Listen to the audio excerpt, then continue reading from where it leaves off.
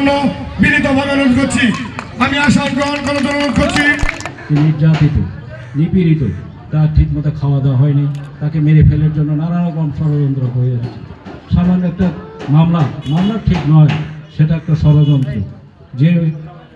যে টাকা মানে ব্যাংকে ছিল এখনও আছে, সুদ হয়ে সেই টাকার দ্বিগুণ তিনগুণ হয়েছে, অথচ সেই টাকা এতিমের টাকা আত্মসাৎ নাকি বেগম খালেদা জিয়া করেছেন।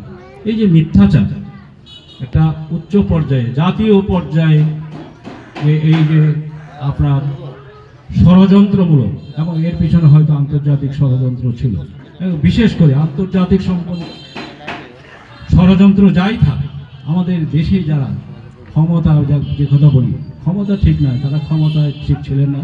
কারণ ক্ষমতা পেতে হলে তো ঠিক সঠিকভাবে নির্বাচন করতে হতো, সঠিক পদ্ধতি অবলম্বন করে আসতে হতো, সেটা তারা করেননি।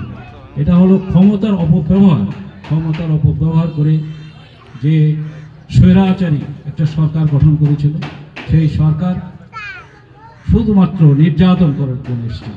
এই প্রতিশোধমূলক তার পিতাকে হত্যা হয়েছিল যেভাবে হোক, সেটাও আমরা নিন্দা করি। কোনো মানুষকে হত্যা করার পক্ষে আমরা নই। নদী ভাঙ্গন হয়ে সেখানে একটা বাঁধ দেওয়া দরকার ছিল, বাঁধ করা দরকার ছিল। বহুদিন আমি চেষ্টা করেছি, শুরু করেছিলাম, তখন আমাদের নিজেদের কারণে সেখানে এটা করা হয়নি। সেই সমস্ত কারণেই আমরা করেছি। সেই উন্নয়ন বলে হয়েছে কিছু কিছু, পদ্মা সেতু সেটার হয়তো দরকার ছিল, ফ্লাইওভার দরকার ছিল, স্বীকার করি। মালয়েশিয়া আমি ব্রিজ দেখেছি, এর চাই কতগুলো ব্রিজ বড়, সেখানে মাত্র হয়তো 10,000-12,000 কোটি টাকা খরচ হয়েছে, এখানে 40-45,000 টাকা খরচ হয়েছে।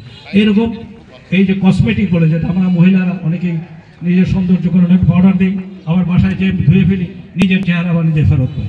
সেই রকম একটা বাইরের থেকে, পৃথিবীর বাইরে থেকে লোকজন আসলে তারা দেখতে পায়, আরে বাবা অনেক বড় বড় ব্রিজ করেছে, পদ্মা ব্রিজের মতো ব্রিজ করেছে, এটা বিদেশে ফলাও করার জন্য, শুধু নিজেকে জাহির করার জন্য আমাদের রক্ত শোষে নিয়েছে।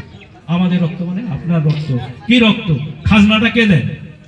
এই যে 10 টাকা, 12 টাকা, 200 টাকা দিচ্ছেন, এই টাকাটাই তো বড় হয়ে হাজার হাজার কোটি টাকা হচ্ছে। সেই কোটি টাকা দিয়েই আপনার পদ্মা ব্রিজ হচ্ছে।